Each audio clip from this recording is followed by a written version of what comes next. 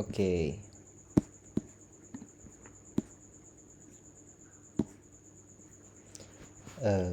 Assalamualaikum warahmatullahi wabarakatuh. Perkenalkan, saya Randy Sakila dari Oceanografi B Fakultas Perikanan dan Ilmu Kelautan Universitas Diponegoro dengan NIM 260501231300071. Di sini saya akan sedikit menjelaskan mengenai jurnal yang saya coba review. Itu adalah mengenai pemodelan pasang surut dengan menggunakan metode flexible mesh untuk mengetahui genangan rob di pesisir Karawang. Nah, jadi di sini kenapa saya mengambil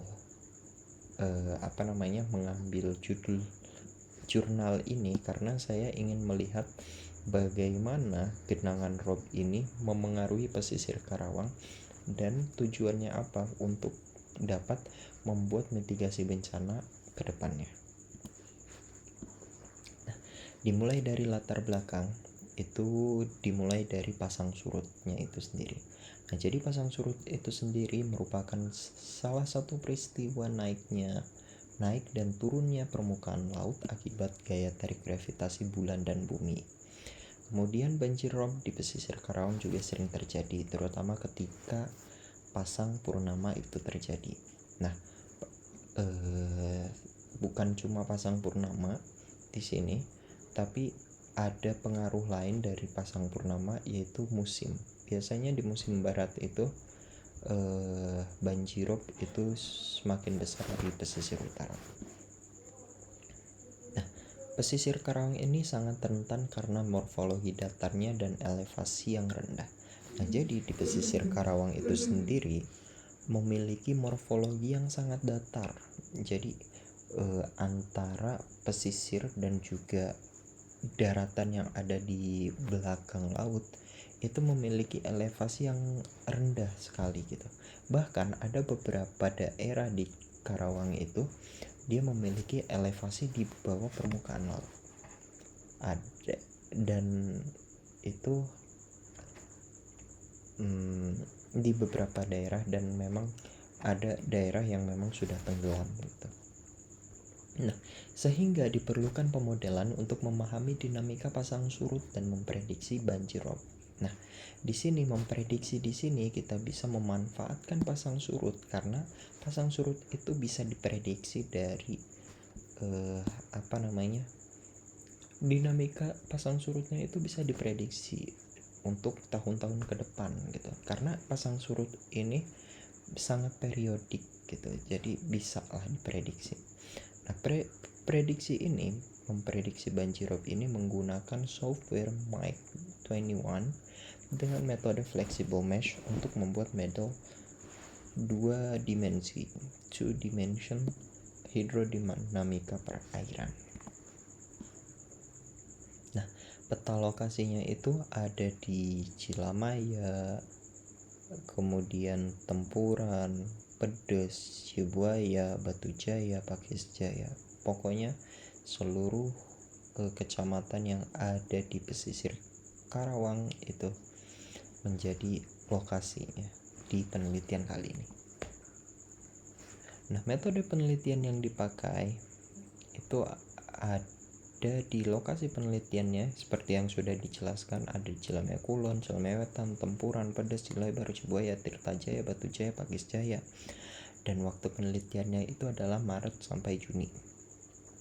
Nah, jika dilihat Maret sampai Juni ini merupakan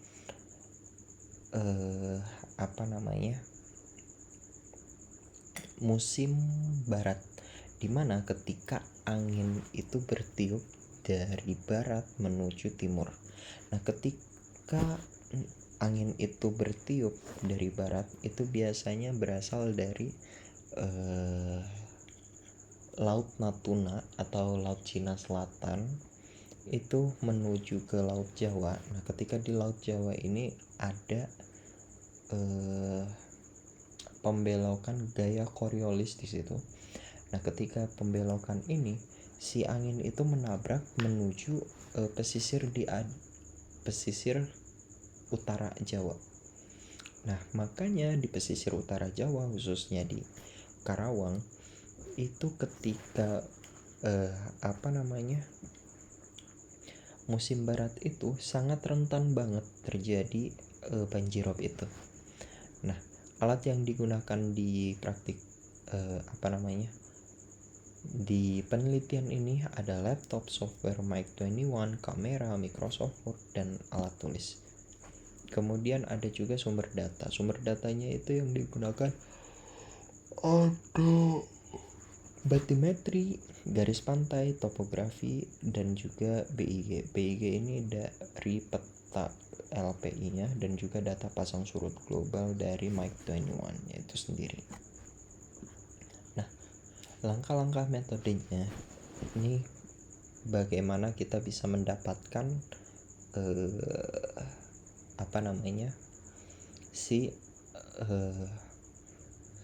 grafik atau petanya itu sendiri. Nah, jadi yang pertama itu pengumpulan data batimetri, topografi, dan pasang surutnya. Kemudian pengolahan data, konversi ke format Mic 21, ekstraksi dengan Saga GIS. Kemudian pembuatan area kerja atau boundaries di sini, dan juga mesh atau grid.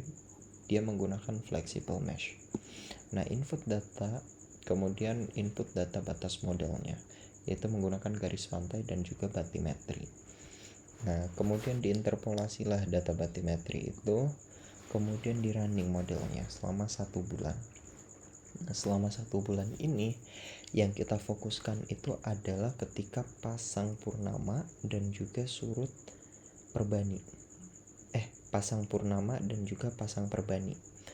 Kemudian nomor 7 itu adalah analisis pasang surut dan juga genangan rob.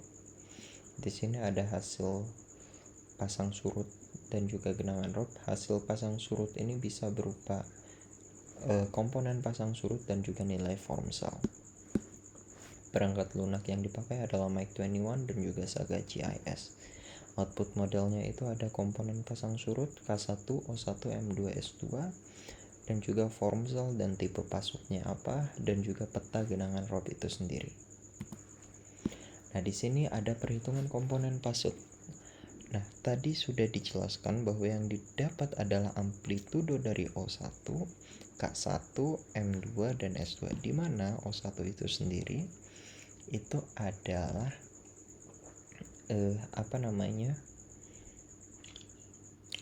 amplitudo yang dihasilkan akibat pengaruh bulan dalam